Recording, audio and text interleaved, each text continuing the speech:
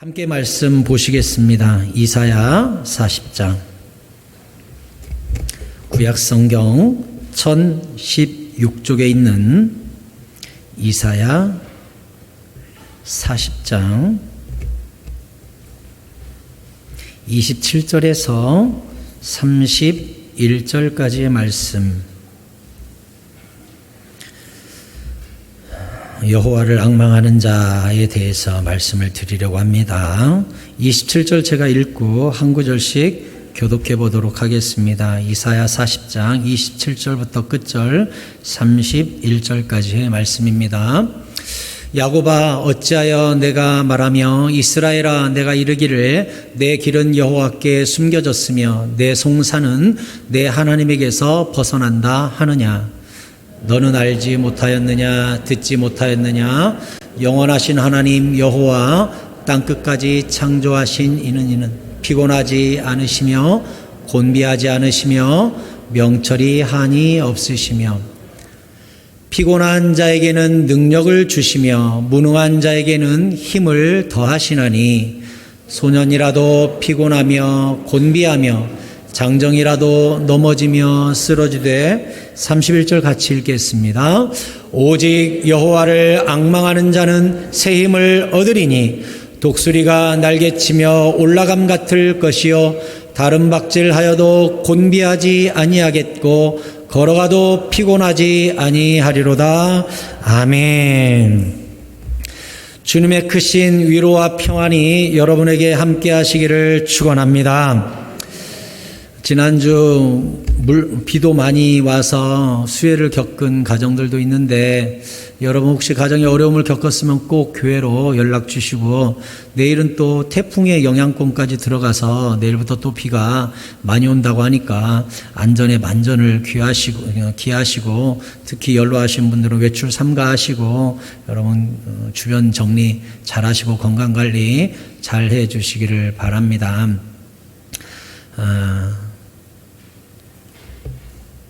진짜 하나님의 메시지가 있는 것 같아요. 이 땅에 그냥 코로나, 그냥 수해라고 생각하지 말고 특별히 오늘 말씀을 통해 주님의 세미한 음성을 똑똑히 깨닫고 순종하여서 이 모든 환난을 면하게 하시는 주님의 은혜를 모두가 경험하시기를 바랍니다.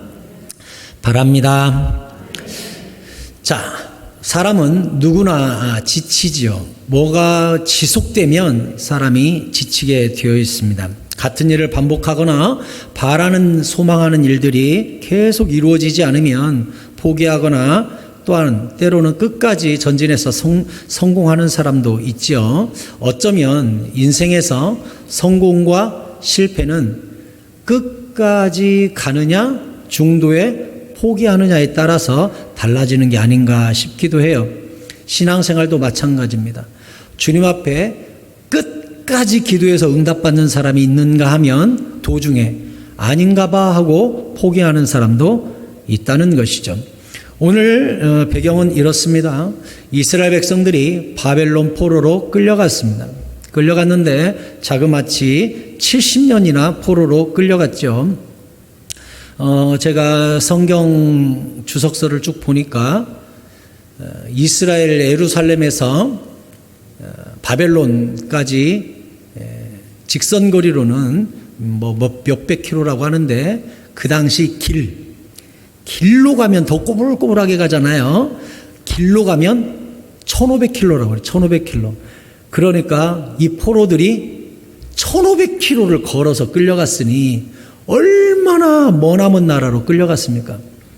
1500킬로를 끌려가서 여기가 어디냐 싶은데 어마어마한 신상들과 신전들과 우상들과 발달된 문화와 특별히 바벨론은 황금시대라고 해가지고 물질적 풍요와 공중정원과 기가 막힌 건축물들 게다가 사이즈도 다르죠.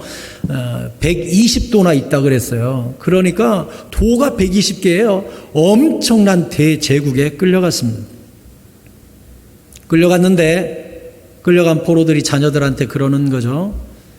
우리가 비록 여기서 살고 있지만 끌려와 있지만 원래 우리나라는 여기 아니야.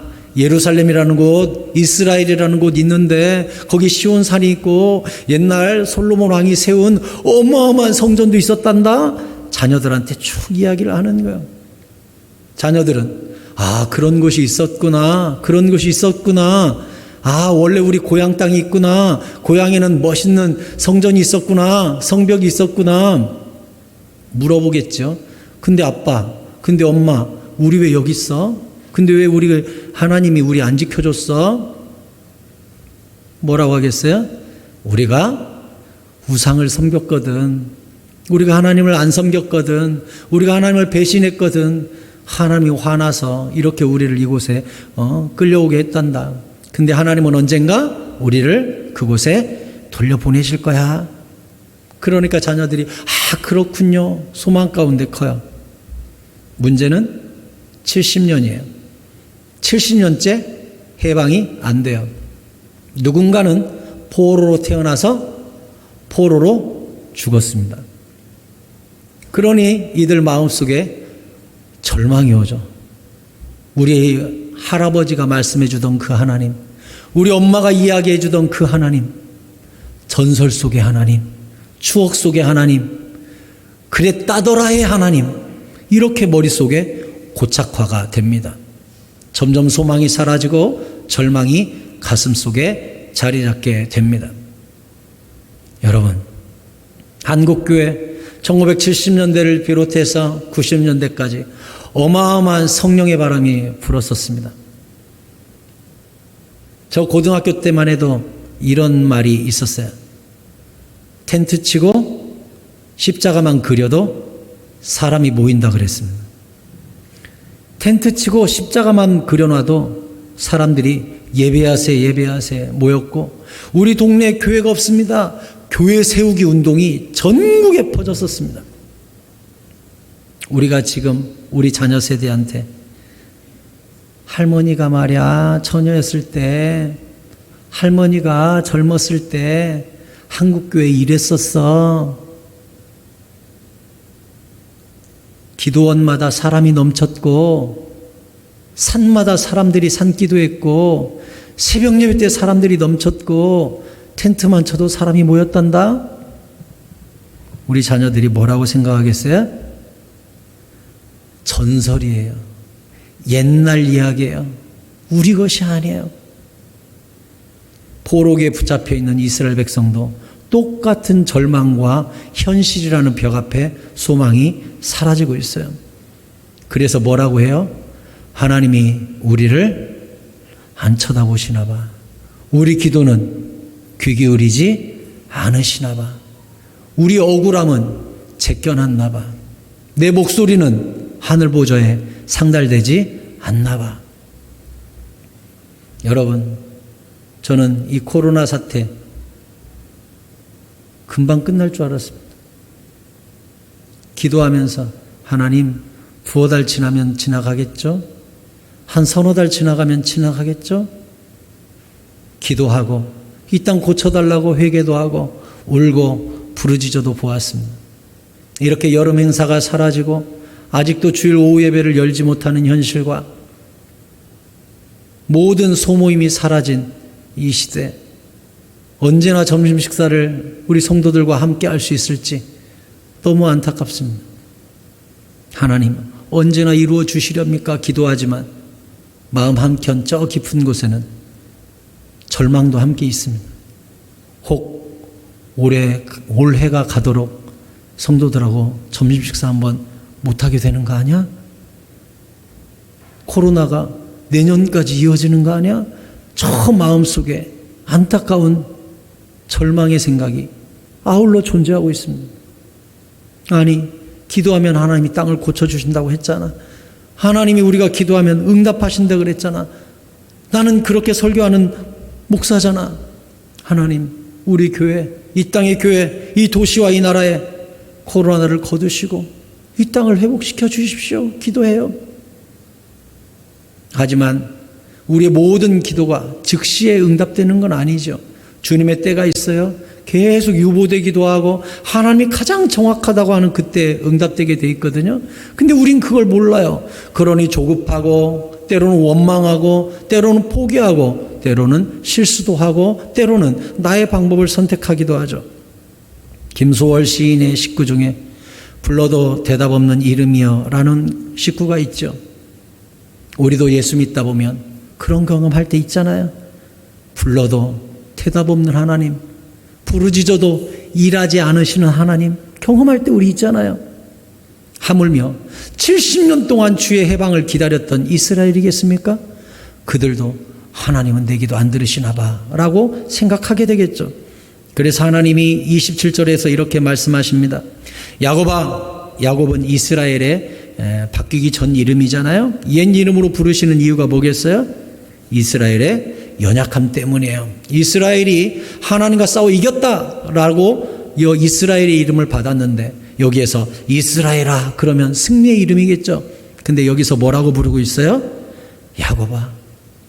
그러니까 야곱이 지금 하나님을 만나서 승리자의 모습의 이스라엘이 아니라 하나님을 만나기 전, 하나님과 씨름하기 전 그 연약한 옛 이름으로 하나님이 부르고 계시죠. 포로기에 있기 때문에 야곱아, 이 연약한 자야, 어찌하여 내가 말하며 이스라엘아 내가 이르기를 내 길은 여호와께 숨겨졌으며 내 송사는 내 하나님에게서 벗어난다 하느냐. 이게 무슨 이야기입니까? 내 길은 여호와께 숨겨졌대요. 하나님이 내 길을 안 쳐다봐요. 내 원통함을 안 쳐다봐요. 게다가 내 송사는 내 하나님에게서 벗어난다. 송사가 뭐예요? 하나님께 민원을 넣은 거예요. 하나님 이것 때문에 힘들어요. 나의 억울함을 풀어주세요. 이것 때문에 아파요 하고 주님께 상소문을 올리고 항소문을 올리고 우리 억울함을 올려드렸는데 하나님이 어떻게 하셨다고요? 벗어나서 쳐다도 안 본다는 거예요. 이스라엘이 이렇게 느끼고 있다는 거예요. 저는 먼저 우리 새사랑 성도님들께 말씀드립니다. 여러분, 우리의 때로 지쳐서 하나님 앞에 쏟아놓는 한숨조차도 주님은 듣고 계십니다. 우리 기도요? 기도는 물론 이려니와 기도 안 되네? 응답 안 되네? 라는 말조차 주님께서 듣고 계십니다. 무슨 이야기입니까? 우리 입술에서 나오는 한숨, 단어 하나, 기도의 하나, 심지어 불평까지도 주님은 다 듣고 계십니다. 주님의 귀는 너무나 밝으시기 때문에, 주님이 우리에게 너무나 큰 관심을 갖고 있기 때문에 우리의 불신앙의 말조차도 주님이 다 듣고 계십니다. 이스라엘은 내 길과 내 송사를 주님께서 쳐다보지도 않으시네. 주님은 뭐라고 하셨냐? 이사야 49장 14절부터 보니까 주님이 이렇게 말씀하셔요. 오직 시온이 이르기를, 시온은 이스라엘이죠. 이스라엘이 이르기를 여호와께서 나를 버리시며 주께서 나를 잊으셨다 하였거니와. 우리 마음에 있는 섭섭함 아니에요? 주님 나를 잊으셨나 봐. 주님 나를 버리셨나 봐. 내 기도 이제 안 들으시나 봐. 우리의 섭섭함과 똑같지 않아요? 주님께서 뭐라고 하십니까? 여인이 어찌 그 젖 먹는 자식을 잊겠으며 자기 태에서 난 아들을 긍휼히 여기지 않겠느냐. 그들은 혹시 잊을지라도 나는 너를 잊지 아니할 것이라. 내가 너를 내 손바닥에 새겼고 너의 성벽이 항상 내 앞에 있느니라 했어요. 제가 두 번째로 사역한 교회, 그 목사님이 하루는 말씀하시더라고요. 그때는 제가 이제 강도사였어요. 2001년도 유목사. 이제 그분은 이제 딸이 두 분 있는데, 나도 아들이 하나 있었어. 예? 첫 아들을 낳았었대요. 근데 이 아들이 심각한 심장에 장애를 안고 태어났는데, 아기 때부터 그냥 파르스름했대요. 얘가 건드리기만 하면 죽을 것 같이 너무나 작고 숨도 이렇게 쉬었대요. 그래서 아침에 일어나면 아기 코부터 손을 갖다 댔대요. 아직 살아있나. 숨을 이렇게 쉬고, 젖을 먹으면 숨이 가빠서 젖을 못 먹으니 요만했다는 거예요. 그때는 그분이 전도사 때니까 치료비가 있기래요. 수술비가 있기래요. 그 사모님이 연세 세브란스 병원에 편지 썼대요. 우리 애기가 이러이러는데 돈은 없습니다. 우리 애 좀 살려주면 안 되냐고. 계속 썼대요. 부모의 마음이니까. 애기가 죽을 것 같으니까. 그 당시는 뭐 지금부터 한 50년 전이니까, 50년 전이니까 그 작은 애기를 수술시킬 의사가 없었대요. 심장병 수술을 할 수 있는 의사 중에 소아심장을 만질 수 있는 의사가 대한민국에 세브란스 병원에 한 명밖에 없었대요. 세브란스 병원에. 근데 어느 날 그 의사가, 그 세브란스 병원에 유일하게 수술할 수 있는 그 의사가 편지가 왔대요. 내가 당신 아기를 살든지 죽든지 한번 해볼 테니까 수술비 안 받고 데려오라 그랬대요. 그날이 딱 1년 된 돌날 그 강화도에서 아기를 안고 세브란스 병원까지 택시로 가는데 가는 차 속에서 아기가 숨이 넘어가는 거예요. 흑흑흑흑 하면서 가다가 택시에서 죽은 거예요. 아기가 가다가 옆에서 그 목사님이 아기를 안고 눈물을 뚝뚝 흘리면서 이 영혼을 받아주소서 하는데 너무 큰 절망과 하나님에 대한 안타까움에 너무너무 울었다는 거예요. 가는 길에 택시에서 죽었어요. 그때부터 이 사모님이 그 당시 몸무게가 본인 표현으로는 80kg 가까이 됐대요. 식음을 전폐하는데 몸무게가 40kg. 사모님이 슬퍼하고 아파할까봐 이 목사님이 몰래 아기를 갖다가 아무도 모르는 데다가 묻어주고 온 거예요. 그리고 어디다 묻었는지 절대 사모님한테 얘기를 안 했대요. 그러면서 그 목사님이 저한테 그러더라고요. 아무도 몰라. 집사람도 몰라. 지금도 그 아기 생각하면 참 가슴이 아파. 이러시더라고요. 그래서 제가 가슴이 참 아프게 들었어요. 몇 개월 있다가 그 사모님하고 또 이야기할 기회가 있었어요. 근데 그 사모님이 갑자기 그래요. 유강도사님, 저도 아들이 하나 있었어요. 목사님한테 이미 들었죠. 근데 이제 뭐 특별히 알아요? 이렇게 하기가 그렇잖아요. 그래서 예 하고 또 들어드렸어요. 이야기를 똑같이 하시더라고요. 그러더니 이 사모님이 그래요. 우리 목사님은요, 제가 그 애기 무덤이 어딘지 모를 거라고 생각해요. 지금도 제가 모르는 줄 알거든요. 근데 저 알아요. 지금도 애기 생일날이 죽은 날이잖아, 1년. 꼭 그 무덤에 가서 지금도 끌어안고 울어요. 20년이 흘렀는데 지금도 옆에 있는 것 같고 너무나 눈물이 나요. 그러면서 저보고 뭐라고 하냐. 유강도사님, 한 영혼이 천하보다 귀하다는 말 뜻 알아요? 제가 아무 대답 못했죠. 그분이 그러대요. 저는 알아요. 한 영혼이 천하보다 귀하다는 성경 뜻이 뭔 말인지 알아요. 저는 지금도 그 얘기가 있다면 대신 죽을 수 있거든요. 그러시더라고요. 태어난 지 1년 된 애기, 택시 타고 가다 죽은 애기, 지금도 무덤에 가서 통곡이 나온대요. 오늘 다시 이사야 49장 14절에 뭐라고 그랬어요?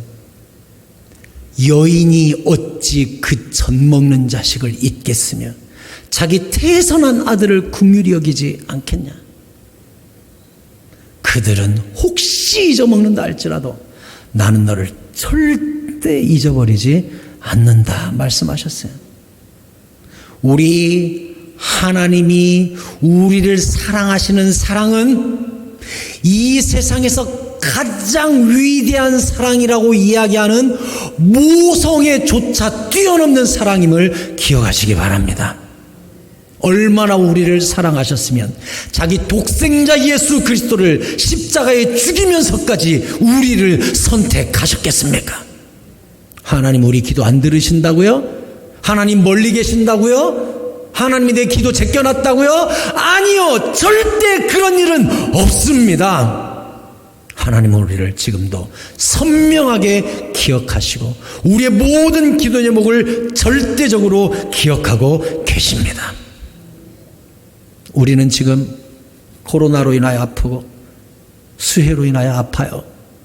주님께 기도하는데 주님이 안 들으시는 것 같아요? 다 알고 다 듣고 계세요. 이 위기 앞에 주님은 도대체 왜 이런 고난과 환난을 허락하시는 걸까요? 첫째, 회개하라고 그럽니다. 여러분 시편 51편 17절에서 주님은 이렇게 말씀하십니다. 같이 읽겠습니다. 시작. 하나님께서 구하시는 제사는 상한 심령이라. 하나님이여 상하고 통회하는 마음을 주께서 멸시하지 아니하시리이다. 아멘. 주님은요, 주님 앞에 우는 자의 기도는요 반드시 들으세요. 주님 앞에 상하고 통회하면요 다 들으세요. 우리가 사사기에 보면 이스라엘 백성이 끊임없이 하나님을 배반하고 우상을 선택하고 풍요를 쫓아갑니다. 그때 하나님이 가나안에 있는 많은 나라들, 미디안, 암몬, 모압, 블레셋 많은 나라들을 일으켜서 이스라엘을 침범하게 만들고 그때마다 이스라엘이 회개하면 하나님이 다시 사사를 세워서 구원해 주고는 하셨습니다. 이게 계속 반복되니까 무슨 일이 벌어집니까? 사사기 10장 10절에 보니까 이번에는 또 암몬이 이스라엘을 쳐들어왔을 때거든요. 이스라엘 자손이 여호와께 또 부르짖어서 기도합니다. 우리가 우리 하나님을 버리고 바알들을 섬김으로 주께 범죄했습니다. 이번에도 우리 좀 구해주세요 했어요. 11절. 여호와께서 이스라엘 자손에게 이르시되 내가 애굽 사람과 아모리 사람과 암몬 사람과 블레셋 사람에게서 너희를 구원하지 아니하였느냐? 또 시돈 사람과 아말렉 사람과 마온 사람이 너희를 압제할 때 너희가 내게 부르짖어 가지고 내가 너희를 그들의 손에서 구원해 주지 않았냐? 13절. 너희가 나를 또 버리고 이번에 또 바알신을 섬기니 그러므로 내가 다시는 너희를 구원하지 아니하리라. 무슨 이야기예요? 주님이 너무 지치셨어요. 이제 너무나 많은 배신감에 휩싸였어요. 끊임없이 이스라엘이 하나님을 슬프게 만들었어요. 하나님이 뭐래요? 이번에는 구해줄 마음이 없다. 이렇게 하셨어요. 이스라엘은 어떻게 했습니까? 다시 14절에 보니까 하나님이 이런 말씀도 하셨네요. 가서 너희가 택한 신들에게 부르짖어 너희의 환난 때에 그들이 너희를 구원하게 하라. 야, 그동안 하나님 안 섬기고 우상만 섬기다가 이제 와서 갑자기 또 구해달래? 가서 바알한테 구해달라 그래. 가서 네가 섬기던 신한테 구해달라 그래. 네가 의지하던 돈이 구해줄 거야. 네가 추구하던 쾌락을 의지해봐. 네가 믿던 신한테 찾아가봐. 번지수 잘못 찾았네? 주님께서 이렇게 말씀하셨다는 거예요. 15절에 이스라엘 자손이 여호와께 여쭈되 우리가 범죄하였사오니 주께서 보시기에 좋은 대로 우리에게 행하시려니와 오직 주께 구하옵나니 오늘 우리를 건져내옵소서 하고 자기 가운데서 이방신들을 제하여 버리고 여호와를 섬기매 여호와께서 이스라엘의 곤고로 말미암아 마음에 근심하시니라 했어요. 저를 주목해 주시겠습니까? 하나님이 나는 너희를 구원해 줄 마음이 없다라고 했더니 이스라엘이 그러셔도 됩니다만 다만 우리를 긍휼히 여겨 주십시오 하고 이방 신상들을 다 제거하고 주님 앞에 철저히 회개했더니 성경이 뭐라고 기록하고 있어요? 이스라엘의 곤고로 말미암아 하나님이 마음에 근심하셨다는 거예요.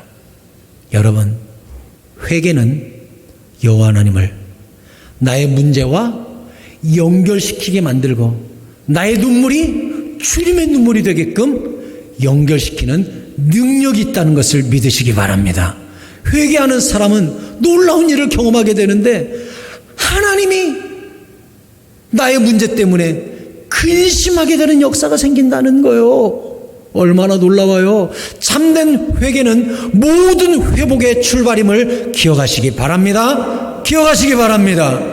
우리가 회개하면요, 하나님이 근심하세요. 나의 문제로 같이 아파하세요. 얼마나 놀라운 일이에요. 회개하니까 주님이 아파하더래요. 그때부터 내 문제를 같이 짊어지시더라는 거예요. 다시는 구원하지 않으시겠다, 구원해 주지 않겠다고 하신 여호와 하나님께서 어떻게 하셔요? 바로 이어서 입다라는 사사를 세워요. 사사기 11장 32절에 이에 입다가 암몬 자손에게, 지금 암몬이 이스라엘 쳐들어왔잖아요. 이 입다가 군대를 조직해가지고 암몬 자손에게 쳐들어가요. 이르러 그들과 싸우더니 여호와께서 그들을 그의 손에 넘겨주셨다는 거예요. 하나님이 이기게 해주셨다는 거예요. 다시는 안 도와주겠다고 하셨던 하나님이 암몬이 패배하게끔 다시 일해 주시기 시작했다는 거예요. 뭐 때문에요? 이스라엘의 참된 회개 때문에. 하나님이 혹 우리에게 그런 마음 먹었다고 합시다. 나는 이제 대한민국을 도와주지 않을 거야. 이제 광주 땅을 돕지 않을 거야. 이제 교회들한테 지쳤어. 이제 성도들한테, 교인들한테 더 이상 배신 안 당할 거야. 이렇게 주님이 마음 먹었다고 하십시다. 그런다 할지라도 우리가 울고 회개하고 삶의 우선순위를 주님께 다시 두고 주님을 갈망하고 통곡하고 참회하고 참된 회개 열매를 맺으면, 어떻게 주님이 마음 먹었다 할지라도 우리의 회개 때문에, 우리의 눈물 때문에 반드시 여호와 하나님이 마음을 돌이키실 것입니다. 회개하십시오. 주님 앞에 다시 참된 참의 눈물을 흘리십시오. 주님이 우리 삶을 만져주시고 함께 근심하실 것입니다. 두 번째는 여호와를 앙망하라는 것입니다. 오늘 본문에서 뭐라고 했습니까? 28절에 너는 알지 못하였느냐, 듣지 못하였느냐, 영원하신 하나님 여호와 땅끝까지 창조하신 이는 피곤하지 않으시며 곤비하지 않으시며 명철이 없으시며 피곤한 자에게는 능력을 주시며 무능한 자에게는 힘을 더하시나니 소년이라도 피곤하며 곤비하며 장정이라도 넘어지며 쓰러지되 오직 여호와를 앙망하는 자는 새 힘을 얻을 것이다 그랬습니다. 여호와를 앙망한다는 것은 무엇입니까? 주님을 사모한다는 것이요, 바라본다는 것이요, 기도한다는 것이요, 기다린다는 뜻입니다. 그게 여호와를 앙망하는 거예요. 시편 42편 1절에 보니까 같이 읽겠습니다. 시작. 하나님이여 사슴이 시냇물을 찾기에 갈급함같이 내 영혼이 주를 찾기에 갈급하니이다. 아멘. 이거예요. 여호와를 갈망한다는 것, 여호와를 앙망한다는 건 뭐예요? 하나님으로 목마르다는 것, 예배로 목마르다는 것, 은혜로 목마르다는 것, 주님의 소망에 목마르다는 것, 그것을 뜻하는 거예요. 여러분, 3일 동안 물을 마시지 않는다든지 3일 동안 잠을 자지 않는다든지 3일 동안 먹을 것을 먹지 않았을 경우 얼마나 우리 안에 갈망이 일어납니까? 목마른 사슴이 시냇물을 찾기에 미친 듯이 뛰어다니다는 모습을 상상해 보십시오. 가뭄에 어디에도 풀도 없고 어디에도 물이 없어서 사슴이 물냄새가 어디서 희미하게 나면 미친 듯이 달려가는 모습을 생각해 보십시오. 그렇게 내가 여호와를 헐떡이며 갈망합니다 라고 시편 기자가 표현했어요. 저는 우리 새사랑 성도님들께 말씀드립니다. 우리는 지금 영적인 가뭄의 시대를 통과하고 있습니다. 코로나로 인하여 교회로부터 멀어지고 예배로부터 멀어지고 은혜로부터 멀어지는 시대를 우리가 살고 있습니다. 가뭄이네 적응할 게 아니라 철저히 여호와 하나님을 가까이하고 갈망하고 시냇물로 달려가는 용기가 우리 가운데 있기를 바랍니다. 시편 73편 25절부터 이렇게 말씀합니다. 하늘에서는 주 외에 누가 내게 있으리요? 땅에서는 주밖에 내가 사모하리 없나이다. 내 육체와 마음은 쇠약하나 하나님은 내 마음의 반석이시요 영원한 분깃이시라. 27절. 무릇 주를 멀리하는 자는, 잘 들으세요. 제가 말씀드렸죠. 영적인 가뭄의 시대를 우리가 지나가고 있다고. 코로나에 순응하고 경제적 어려움에 순응하고 마침 교회 가기 힘들었는데 핑계거리 좋네 하고서 예배로부터 멀어지고 은혜로부터 멀어지면 무릇 주를 멀리하는 자는 망하리니 음녀같이 주를 떠난 자를 주께서 다 멸하셨나이다. 그럼 우리가 어떻게 해야 됩니까? 28절에 하나님께 가까이함이 내게 복이라 그랬어요. 사탄은 끊임없이 우리를 예배로부터, 교회로부터, 말씀으로부터, 은혜로부터, 기도로부터, 응답으로부터 멀어지게 하고 있잖아요. 좋은 핑계거리 생겼잖아요. 이런 때일수록 성경이 뭐래요? 하나님께 가까이함이 내게 복이라 그랬어요. 저항하셔야 됩니다. 목마른 채 죽어가서는 안 됩니다. 여호와 하나님을 사모해야 됩니다. 뛰어야 합니다. 찾아야 합니다. 앙망하셔야 합니다. 할렐루야. 내가 주 여호와 하나님을 나의 피난처로 삼아 주의 모든 행적을 전파하리이다 했어요. 무슨 뜻이죠? 여호와를 가까이 하는 자에게 하나님께서 행적을 보여주신다는 거예요. 행적이 무엇입니까? 하나님의 일하심. 여호와께 피한 자, 예배를 선택한 자, 기도를 선택한 자, 이런 때일수록 저항하면서 주를 가까이 하는 자, 가정에서든 예배하고 예전보다 기도 시간을 늘려가고 예전보다 말씀 읽는 시간을 더 늘려가고 방송으로라도 더 예배하고 주님으로부터 안 떨어지기 위해서 꽉 붙들고 여호와를 앙망하는 그 사람에게는 주의 행적을 전파할 수 있도록, 다른 말로 말하면 간증을 주신다는 뜻입니다. 여러분, 이 가뭄의 때 기가 막힌 간증 하나씩 만들어 보십시다. 해보자고요. 내가 말이야, 코로나 네가 알런지 모르겠다? 옛날에 우리나라에 코로나가 휩쓸었던 적이 있었거든. 다들 그때 신앙을 얼마나 많이 잃었는지 모른다. 나는 그때 이러하게 주님을 가까이 했더니 이러하게 주님의 행적을 경험하게 되더라. 이 간증을 우리 다음 세대와 우리 자녀 세대와 우리 교회 미래에 우리가 남겨줄 수 있기를 바랍니다. 용기를 내십시오. 여호와를 멀리하는 자는 망한대요. 이런 때일수록 더 강력히 주님을 가까이 하고 기도해서 내 힘이 아닌 더 강한 하늘의 힘을 이 땅에 공급받아야 될 거 아닙니까? 코로나 무섭지요. 경제적 위기 무섭지요. 아픈 거 무섭지요. 죽는 거 무섭지요. 수해 무섭지요.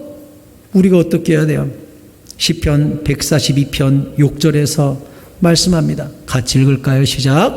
나의 부르짖음을 들으소서. 나는 심히 비천하니이다. 나를 핍박하는 자들에게서 나를 건지소서. 그들은 나보다 강하니이다. 아멘. 누가 기도를 합니까? 누가 주님을 찾습니까? 나보다 더 강한 문제를 만난 자가 더 강하신 하나님께 기도하는 것 아닙니까? 지금 우리 삶에 강한 도전자가 왔잖아요. 수해가 왔잖아요. 코로나가 왔잖아요. 경제적 위험이 왔잖아요. 우리 힘으로 못 이기잖아요. 어떻게 해야 됩니까? 더 강한 능력과 더 강한 힘을 가지신 여호와 하나님을 의지하고 하늘의 능력과 하늘의 힘을, 하늘의 강함을 내 삶에 공급받아야 될 줄로 믿습니다. 아무리 전등이 많아도 전선이 끊어지면 아무 소용없어요. 아무리 선풍기, 에어컨, 성능 빵빵해도 전선 끊어지면 아무것도 아니에요. 아무리 기가 막힌 차가 있어도 기름 떨어지면 아무것도 아니에요. 기도가 무엇입니까? 하늘과 땅이 전선으로 연결되는 것인 줄로 믿습니다. 기도하셔야죠. 하늘과 이 플러그가 빠져버리면 배터리 방전되고 이 땅에 어둠이 오잖아요. 내 삶에 어둠이 오잖아요. 하나님 앞에서 울고 하나님 앞에서 탄식해야 될 거 아니에요. 출애굽기 2장 23절에서 어떻게 기록하고 있습니까? 여러 해 후에 애굽 왕은 죽었고 이스라엘이 애굽 땅에 포로로 노예로 잡혀 있을 때죠. 이스라엘 자손은 고된 노동으로 말미암아 탄식하며 부르짖으니 그 고된 노동으로 말미암아 부르짖는 소리가 하나님께 상달된지라 그랬어요. 주님 앞에서요, 노동으로, 괴로움으로, 환난으로 아픔이 왔거든 하나님 앞에 탄식하세요. 어떻게 된다고요? 하늘에 상달돼요. 시편 62편 5절에서 뭐라고 말씀했습니까? 같이 읽어요. 시작. 나의 영혼아 잠잠히 하나님만 바라라. 모른 나의 소망이 그로부터 나오는도다. 오직 그만이 나의 반석이시요 나의 구원이시요 나의 요새이시니 내가 흔들리지 아니하리로다. 7절. 나의 구원과 영광이 하나님께 있으며 내 힘의 반석과 피난처도 하나님께 있도다. 백성들아 시시로 그를 의지하고 그의 앞에 마음을 토하라. 하나님은 우리의 피난처시로다. 셀라. 아멘. 하나님 앞에 시시로 마음을 토하면 나의 피난처가 되시는 하나님이 우리 기도에 응답하신다는 거예요. 여러분 여호와를 앙망하시기 바랍니다. 시편 146편 5절에서 뭐라 그랬습니까? 역시 같이 읽어봅시다. 시작. 야곱의 하나님을 자기의 도움으로 삼으며 여호와 자기 하나님에게 자기의 소망을 두는 자는 복이 있도다. 아멘. 여호와를 앙망하는 자, 소망을 두는 자 복이 있어요.